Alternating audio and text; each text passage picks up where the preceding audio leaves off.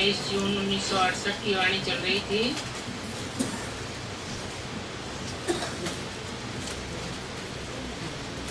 दूसरे पेज की आज में बात है। बच्चे कहते हैं बाबा हम एक आपको ही याद करेंगे, अंत में और कोई भी याद ना आए, साथ में कोई अवगुण भी न हो। जब बाप बच्चों को डायरेक्शन देते हैं तो जो बच्चे उस डायरेक्शन पर चलकर ऐसे बनते हैं वो तो सदैव खिले रहते हैं। माया की मुरझाइश उनको ही होती है जो बाप के डायरेक्शन को नहीं पकड़ते।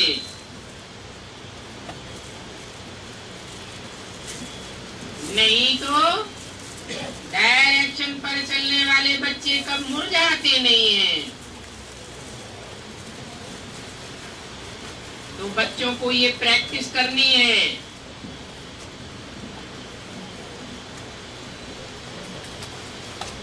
कि सदैव हर्षित मुख रहें।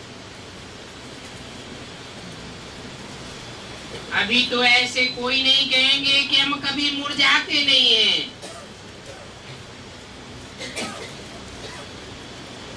अभी तो माया सभी को कुछ न कुछ जुई मुई कर देती है। ऐसे भी हैं थोड़ी सी बात में रो पड़ते हैं, दुखी हो पड़ते हैं।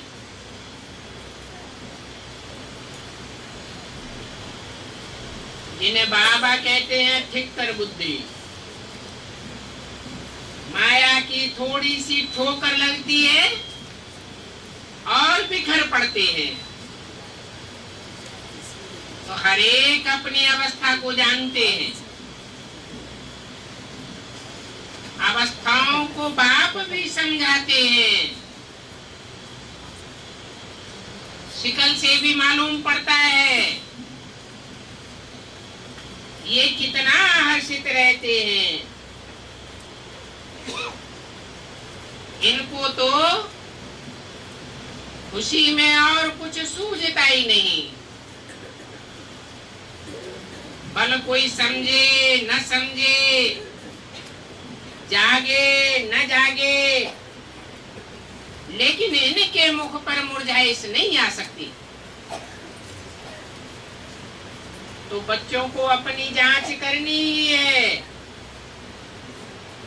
हम कहां तक लायक बने हैं।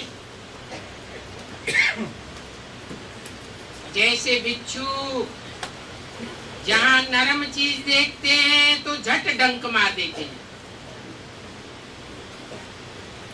बिच्छू का धंधा ही ये है। तुम्हारे में भी जो अच्छी बुद्धि वाले हैं वो अपनी जांच करते रहते हैं। स्टूडेंट ठीक रीति पढ़ते हैं व नहीं, क्योंकि पढ़ाई पर बहुत मदार है। पढ़ाई तो कब भी मिस नहीं होनी चाहिए। बहुत बच्चे हैं जिनको सहूलियतें भी दी हुई हैं। शुरू में तो बच्चे मुरली बिगड़ रह ही नहीं सकते थे। अभी तो बहुत ही गोपनीय पॉइंट सुनाई जाती है। शुरू में जब नए थे तो मुरली बिगड़ तरफते थे।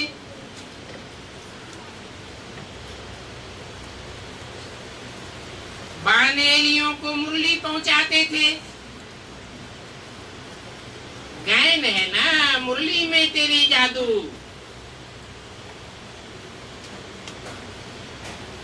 ये विश्व के मालिक पने का जादू कोई कम नहीं है। इससे बड़ा जादू और कोई होता भी नहीं है। इस जादू से ही तुम हीरे समान बनते हो। तुम मुरली पहुंचाने के लिए क्या क्या युक्तियां रचते थे,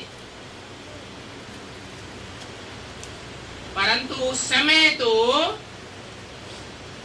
मुरली में जैसे अलफ बे पढ़ते थे,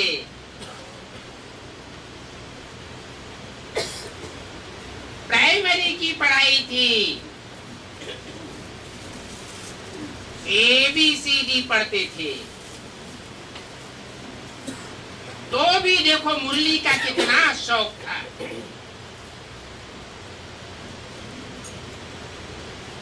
बाप कहते हैं बच्चों का पढ़ाई बिगड़ क्या हाल होगा। यहाँ तो बहुत अच्छे अच्छे बच्चे हैं जो मुरली पर ध्यान ही नहीं देते हैं।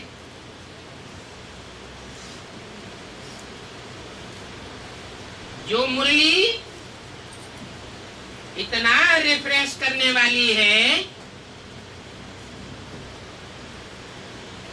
इसके लिए टैप मशीन का भी प्रबंध किया हुआ है, जिस टैप में बाबा की पूरी मुरली सुन सकते हैं।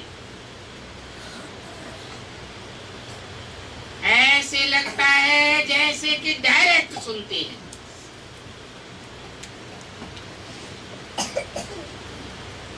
मुरली पढ़ने वाले जो शौकीन होंगे वो तो कहां से भी कैसे भी करके माथा मारकर मुरली जरूर सुनेंगे। अरे ऊंच ते ऊंच भगवान बाप की मुरली है जो हमको विश्व का मालिक बनाती है। बाप की मुरली नहीं पढ़ेंगे तो टीचर क्या कहेंगे। उस मुरली का तो कितना रिगार्ड होना चाहिए। बाबा को तो वंडर लगता है। अच्छे अच्छे बच्चे चलते चलते ठंडे पड़ जाते हैं। माया का ऐसा तूफान लग जाता है जो मुरली सुनना ही छोड़ देते हैं, क्लास में भी आना छोड़ देते हैं, जैसे कि उनको मुरलीधर की मुरली से नफरत आ जाती है।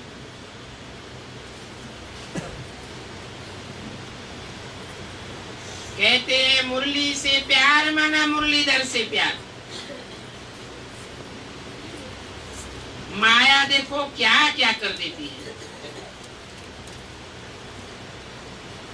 तो फिर ऐसे बच्चों को समझाया जाता है कि ये कितनी ऊंची कमाई है, इस कमाई से तुम पद्मा पदमपति बनते हो। इस धन से तुम अपने को जन्म जन्मांतर के लिए बहुत आबाद करते हो। कितना बड़ा भारी धन है। भगवान बाप आकर के इसे एक अंतिम जन्म में ही पढ़ाते हैं। दुनिया में ये बात किसी की बुद्धि में नहीं होगी। तुम बच्चे इस बात को समझते हो, परंतु माया ऐसी है जो बुद्धि को एकदम मार देती है। एक अक्षर भी नहीं समझते हैं। बाप समझाते हैं तुमने आधा कल्प भक्ति करते करते बिल्कुल ही बेसमझी धारण कर ली।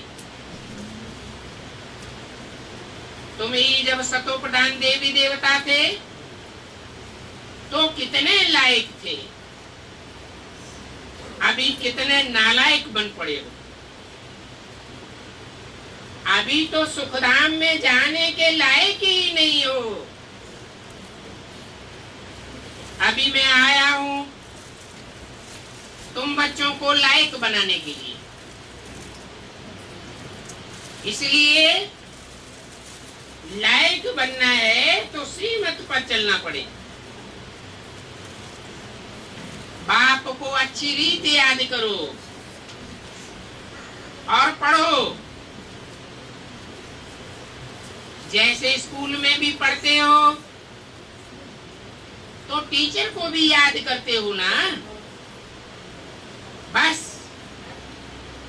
और कोई भी दूसरी तीसरी बात नहीं। पास होने के लिए ही मेहनत करके पढ़ते हैं, ये भी पढ़ाई है। और फिर कैरेक्टर्स भी बहुत अच्छे होने चाहिए।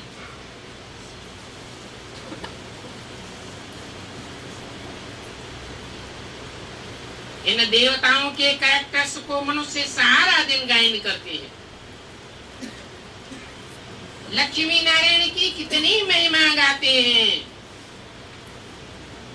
परंतु वो महिमा गाने वाले तो समझते नहीं हैं। कितने ढेर मंदिर हैं, परंतु वो सब भक्ति मार्ग के हैं।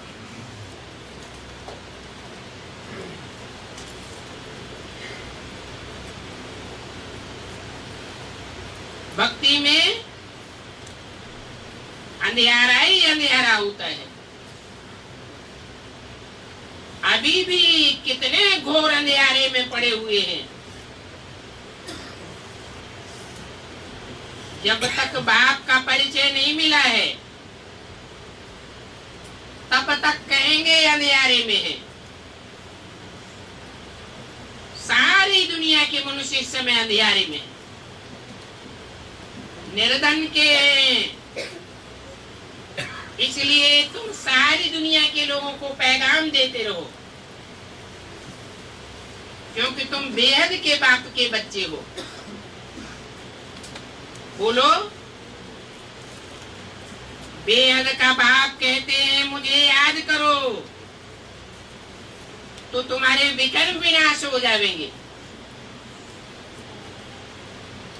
विकर्म कहा ही जाता है विपरीत कर्मों को।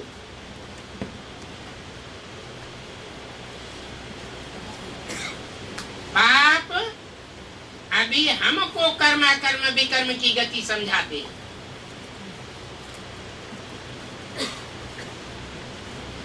फिर मुक्ति भी है और जीवन मुक्ति भी है। तो युक्ति से सभी को पैगाम पहुंचाना है। बाबा ने कहा अखबार में भल खर्चा होने दो, ये पैगाम पहुंचाने का, ये बहुत जरूरी है। मूल बात है ये अखबारों द्वारा। सभी अखबारें लिखते हैं अक्सर करके, तो ऐसी युक्ति रचो जो ये पैगाम सभी को मिल जावे। बोलो, एक बाप को याद करो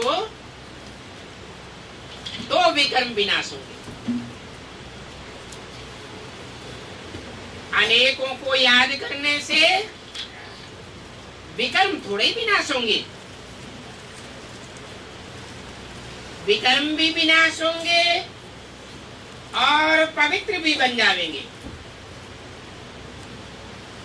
22 जून 1968 की वाणी का तीसरा पेज। तुम सभी आत्माएं पहले पवित्र थे ना, अभी तो तुमको कोई भी ये कह न सके कि पवित्र आत्मा है। बाप ने समझाया है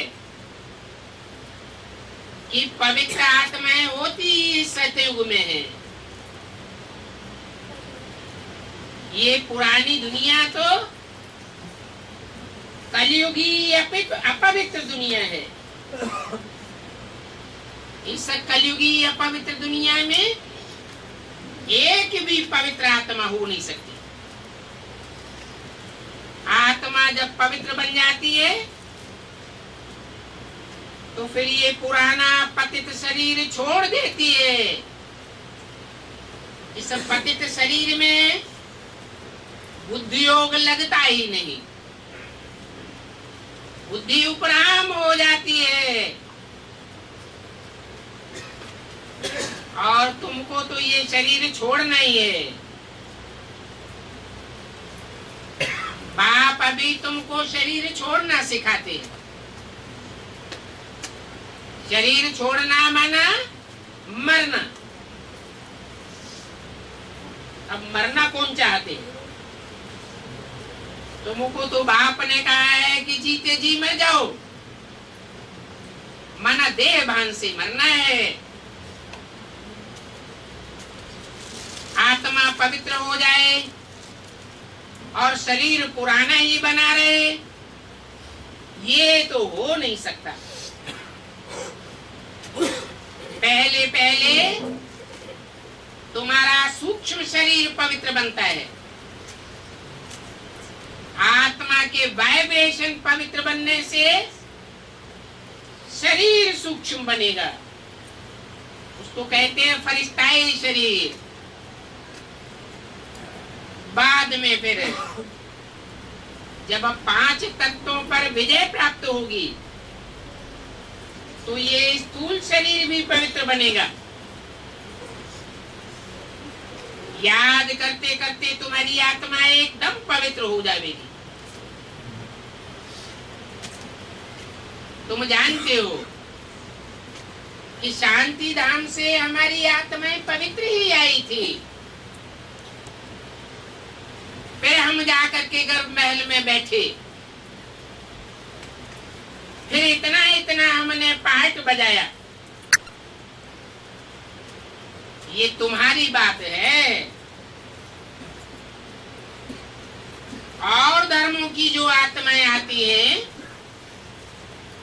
वो सीधा गर्भ में प्रवेश नहीं करती, क्योंकि द्वैतवादी युग से आती हैं।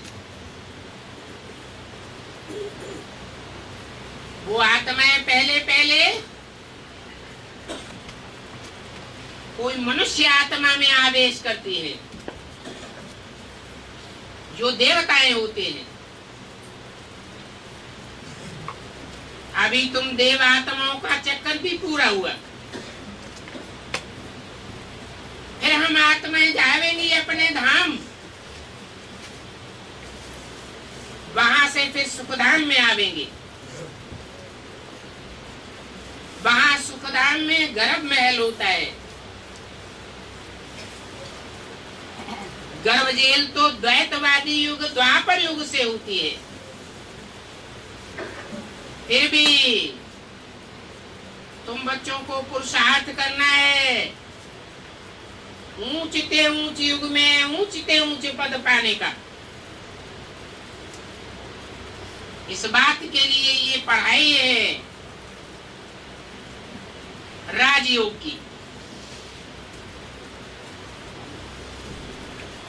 स्वर्ग अथवा हेवन ये गाते तो सभी हैं, परंतु ये कोई नहीं जानता कि स्वर्ग की स्थापना होती तब है जब नरक का विनाश होता है। अभी नरक वैश्यालय विनाश होकर के शिवालय स्थापन हो रहा है। अभी तो सभी को वापस जाना है। तुम समझते हो अभी तो हम ये शरीर छोड़ जाए, नई दुनिया में प्रिंस प्रिंसेस बनेंगे। कोई फिर ये समझते होंगे हम तो प्रजा में चले जाएंगे।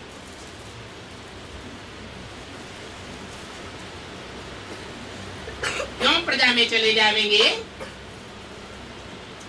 क्योंकि सबकी बातों से प्रभावित होते रहते हैं।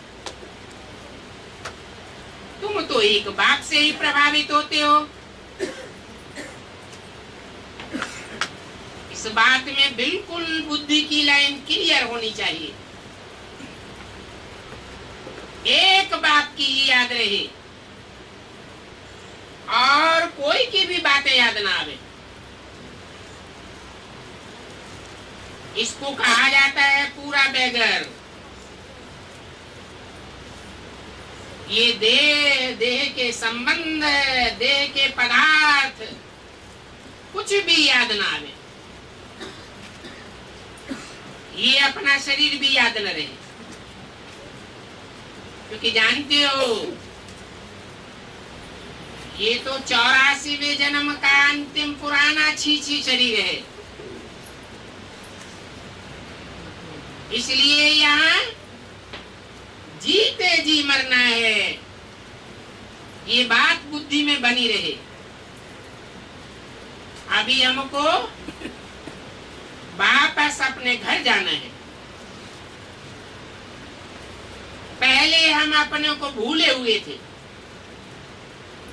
देह समझते थे। अभी फिर बाप ने हमको याद दिलाया है, तुम कोई देह नहीं हो, तुम तो देह को धारण करने वाली आत्मा देही हो। तुम पाठधारी हो। अभी तुम्हारा ये नाटक पूरा हुआ। बाप समझाते हैं अभी तुम सबकी वानप्रस्थ अवस्था है। सारे विश्व में जो भी मनुष्य मात्र हैं, सबकी इस समय वानप्रस्थ अवस्था है। मैं आया ही हुआ हूं सब आत्माओं को वाणी से परे ले जाने के लिए। ये वाणी स्थूल दुनिया में होती है। मैं तो तुम्हारी आत्मा को इतना सूक्ष्म बनाने आया हूं जो तुम वाणी से परे चले जाओगे।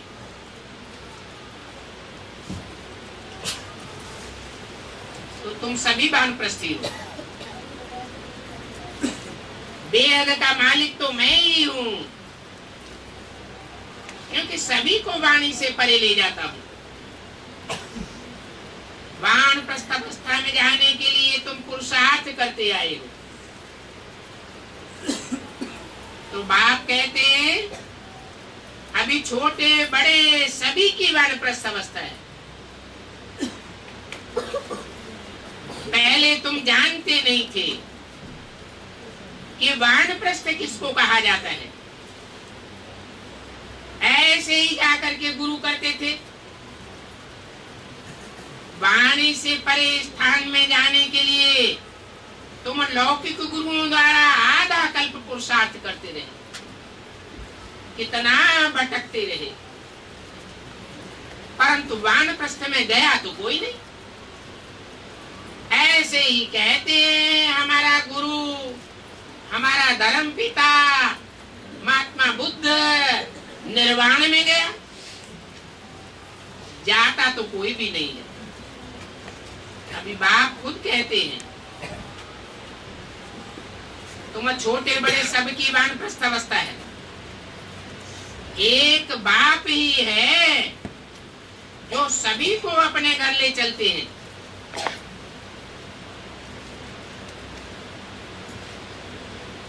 तुम्हारी इस समय सच्ची सच्ची वानप्रस्थ अवस्था है, क्योंकि तुम अभी घड़ी घड़ी वाणी से परे जाने का पुरुषार्थ करते हो। मुक्ति के लिए मनुष्य कितना प्रयत्न करते हैं, कितनी भक्ति करते हैं। अभी बाप कहते हैं कि मुक्ति तो सभी आत्माओं को मिलनी है। गर्भ में छोटा बच्चा पड़ा होगा, उनके लिए भी कहेंगे कि वानप्रस्थ अवस्था है। ये तो बच्चे जानते हैं इस पुरानी दुनिया का विनाश होना ही है। चाहे छोटे हो चाहे बड़े हो, सब खत्म हो जाएंगे। को अपने घर ले जाने के लिए।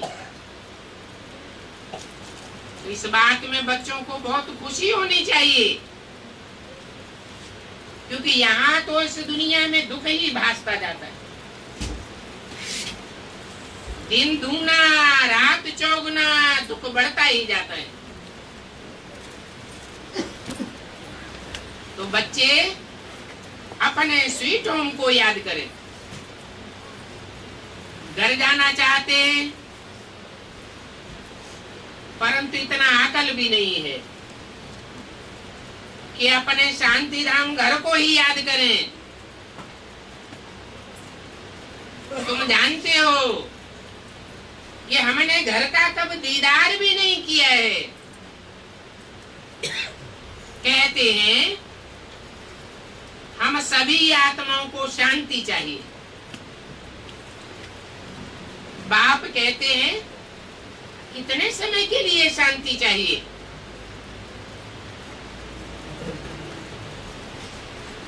यहाँ तो हरेक को अपना पार्ट बजाना ही है।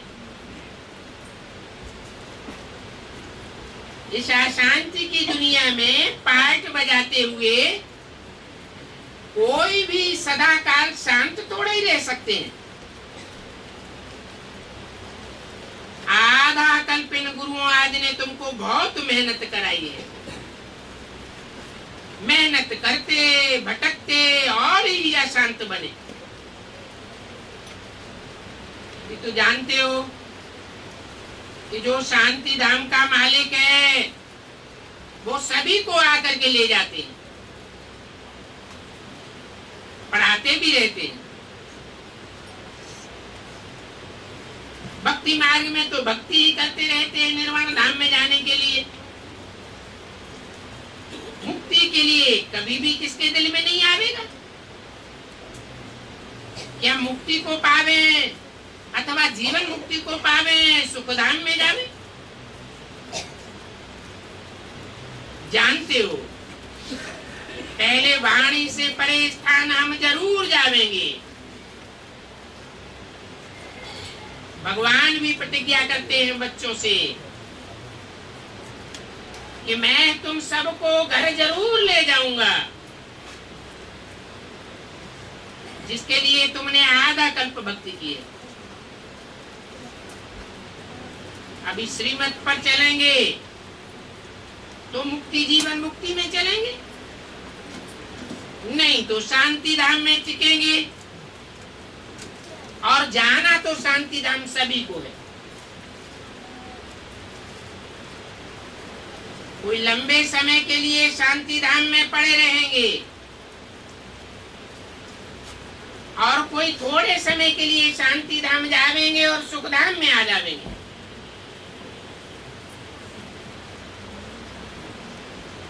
अभी कोई चलना चाहे व न चलना चाहे, परंतु ड्रामा अनुसार शांति धाम में तो सभी को जाना है। कोई पसंद करो या न करो, मैं आया हुआ तो जरूर सभी को ले जाऊंगा। नहीं जावेंगे तो जबरदस्ती भी हिसाब किताब चुकतू करा करके ले जाऊंगा। तुम सतयुग में जाते हो, बाकी सभी वाणी से परे शांति धाम में रह जाते हैं, तो छोड़ते कोई को भी नहीं है। 22 जून 1968 की वाणी का चौथा पेज। अगर कोई नहीं चलेंगे तो उनको सजा दे करके मार पीट करके भी ले जाऊंगा। मेरा ड्रामा में पार्ट ही ऐसा है, इसलिए अभी समझाते हैं कि अपनी कमाई करके चलना अच्छा है। अपनी कमाई से परम धाम जावेंगे तो पद भी ऊंचा पावेंगे। और पहले पहले अपने घर में पांव रखेंगे। ये तुम्हारा बुद्ध रूपी पांव है, अच्छा पद मिलेगा। पिछाड़ी में जो आने वाले होंगे वो क्या सुख पावेंगे। तो बाबा सभी को कहते हैं कि जाना तो जरूर है, शरीरों को आग लगा करके बाकी सभी आत्माओं को ले चलेंगे। आत्माओं को ही मेरे साथ चलना है, शरीर तो नहीं जानेंगे। अगर मेरी मत पर सर्वगुण संपन्न 16 कला संपूर्ण बनेंगे तो पद भी बहुत अच्छा मिलेगा। तुमने बुलाया ही है कि आकर के हम सभी को मौत दो। अभी समझो कि मौत आया कि आया, बचना किसको भी नहीं है। ये छी शरीर कोई के भी नहीं रहेंगे। तुमने बुलाया ही है, वापस ले चलो। तो अभी बाप भी कहते हैं बच्चे, इस छी दुनिया से तुमको वापस ले जाऊंगा। तुम्हारा यादगार भी खड़ा हुआ है। ये दिलवाड़ा मंदिर तुम्हारा यादगार है। एक एक की दिल लेने का यादगार है। ये दिल लेने वाले का मंदिर है, जहां आदिदेव बैठा है।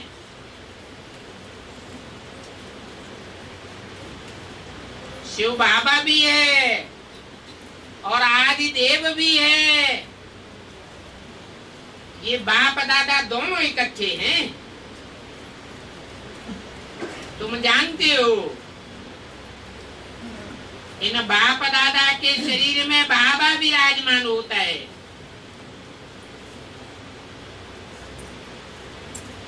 तुम वहां दिलवाड़ा में जाते हो, आदिदेव को देखते हो।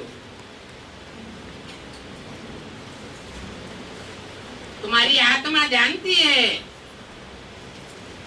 ये तो बाप दादा बैठे हैं। इस समय तुम जो पार्ट बजा रहे हो,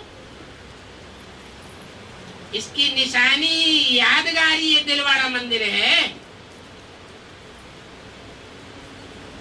जिस मंदिर में पुरुषार्थ करने वाले पुरुषार्थी महारथी के रूप में, घोड़े सवार के रूप में, प्यादे के रूप में भी है, परंतु वो जड़ यादगार है। तुम चैतन्य यादगार बनाते हो।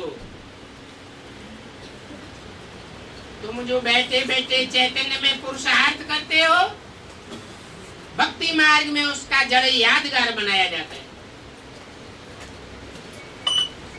ऊपर में बैकुंठ भी है। ये बैकुंठ तुम्हारी ऊंची स्टेज में जाने की निशानी है। तुम मॉडल भी देख करके आते हो। कैसा रमणीक दिलवाड़ा मंदिर है, तुम तो जानते हो कि कल्प कल्प ये मंदिर बनता है।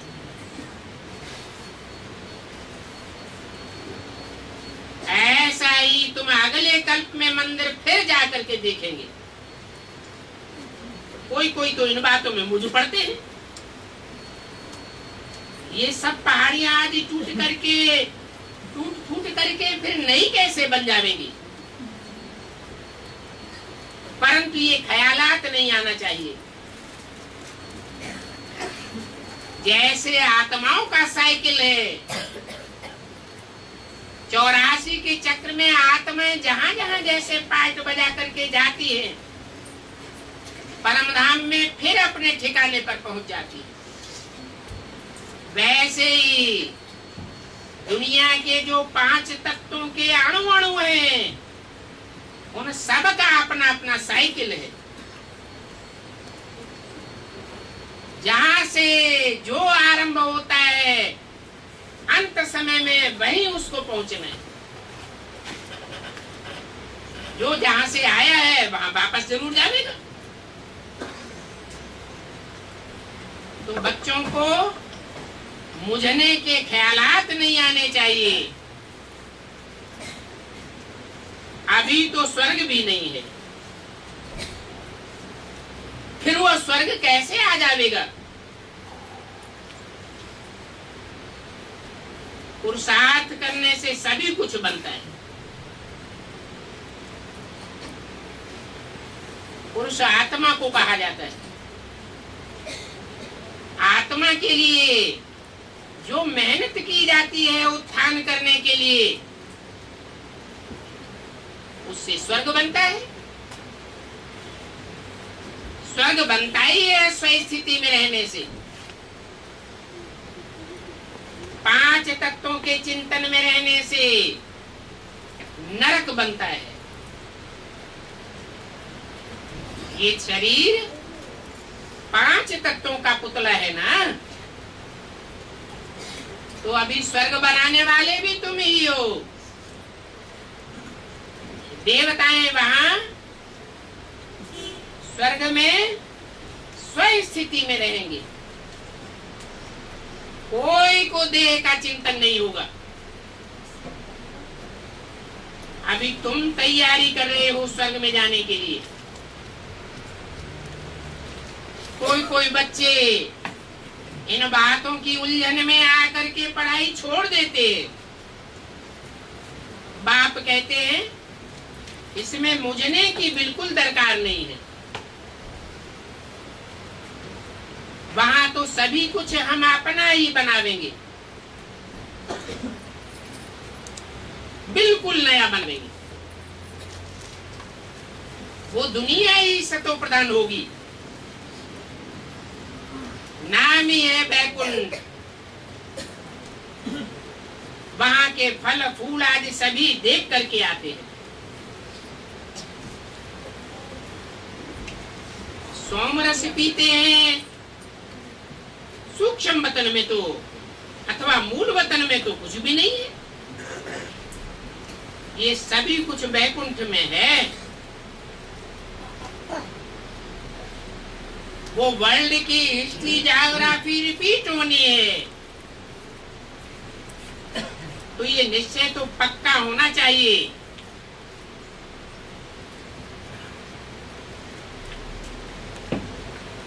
ये वर्ल्ड ड्रामा हूबहू रिपीट होता है।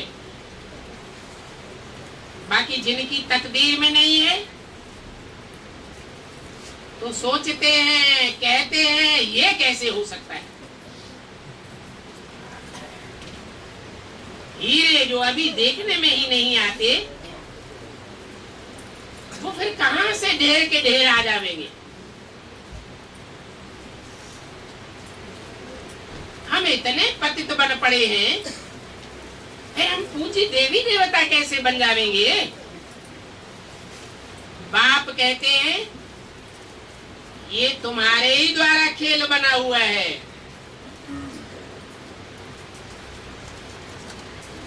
ये सत्य के चक्र को जानने से तुम चक्रवर्ती राजा बन जाते हो।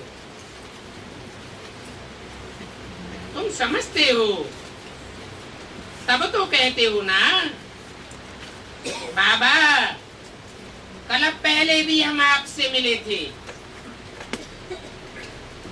ये हमारा ही यादगार मंदिर खड़ा हुआ है, अभी फिर से स्वर्ग की स्थापना हो रही है। अभी तुम पुरुषार्थ की नीचे स्टेज में हो,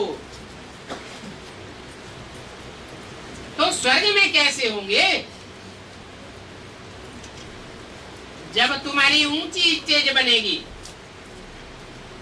तो तुम इसी दुनिया में सुख का अनुभव करेंगे। विनाश के टाइम पर भी सारी दुनिया हाय हाय करेगी और तुम अपनी मौज में रहेंगे, बहुत खुशी में रहेंगे। आबू का जो किताब है वो सभी को जरूर देना चाहिए। ये किताब तो बहुत वैल्यूबल चीज है, पीछे बहुत ही काम में आवेगी।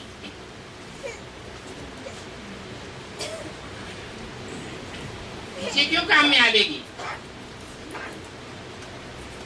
क्योंकि अभी तो दिलवारा मंदिर जैसी तुम्हारी अवस्था ही नहीं बनी है।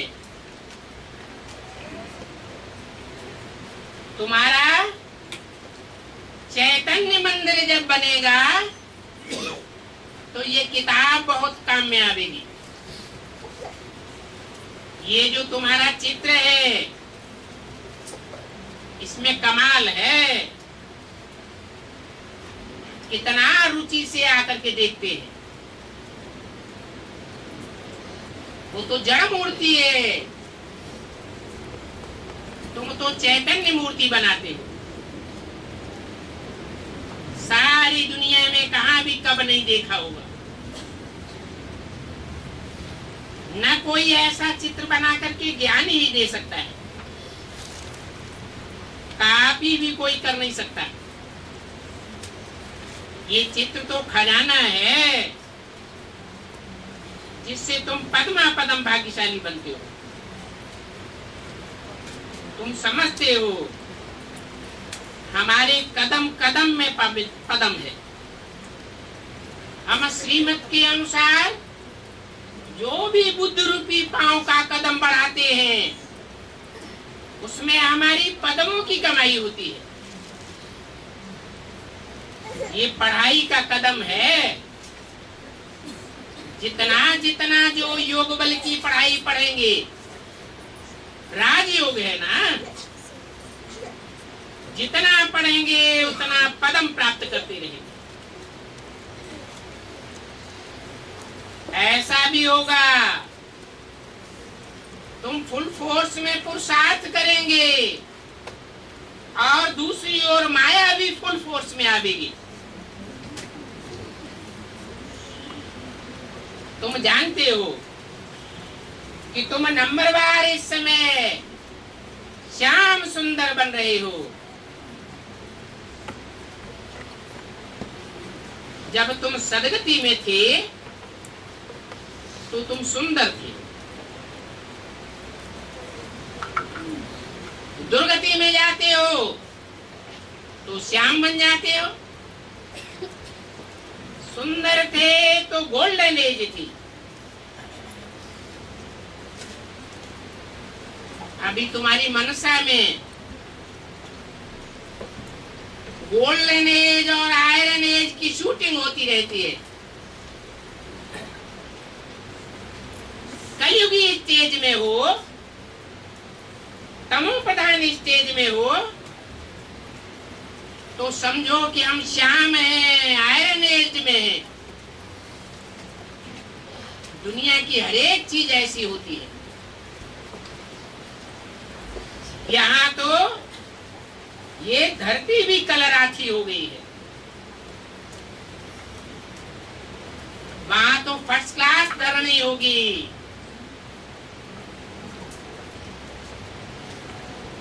धरनी भी दो प्रकार की होती है, जिसे बुद्ध रूपी धरणी कहा जाता है। कन्याएं माताएं ये धारणा मूर्त धरणी है। जब नई दुनिया आवेगी तो ये धरणी कलराची नहीं रहेगी, बहुत सुख रूपी दूध देने वाली बनेगी। ऐसी राजधानी के तुम मालिक बन रहे हो। एक बार नहीं अनेक बार बने हो, फिर भी ऐसी राजधानी का मालिक बनने के लिए पुरुषार्थ करना चाहिए। पुरुषार्थ करने के बगैर तुम्हारी प्रारब्ध कैसे बनेगी? तकलीफ की इसमें कोई बात नहीं है। मुरली छपती है, आगे चल करके ये मुरली लाखों करोड़ों की अंदाज में छपने लग पड़ेगी।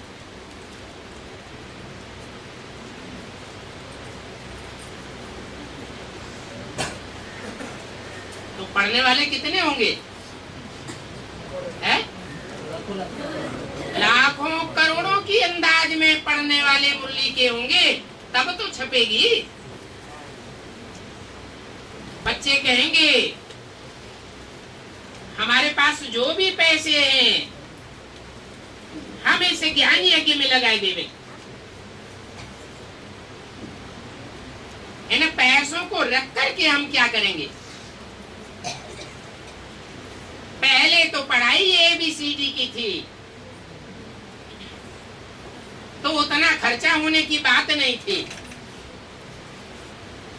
अभी तो तुम ऊंची पढ़ाई पढ़ते हो। ऊंची पढ़ाई पढ़ते हैं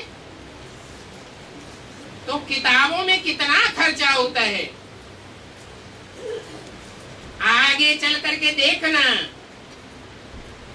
कि क्या क्या होता है। विनाश की तैयारियां भी देखते रहेंगे।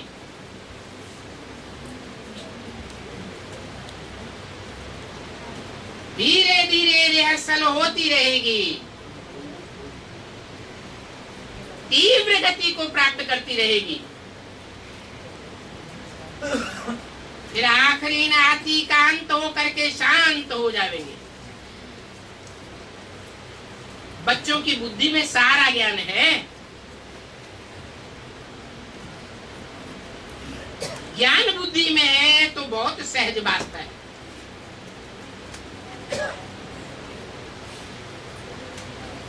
इसके लिए सिर्फ बाप को याद करना है।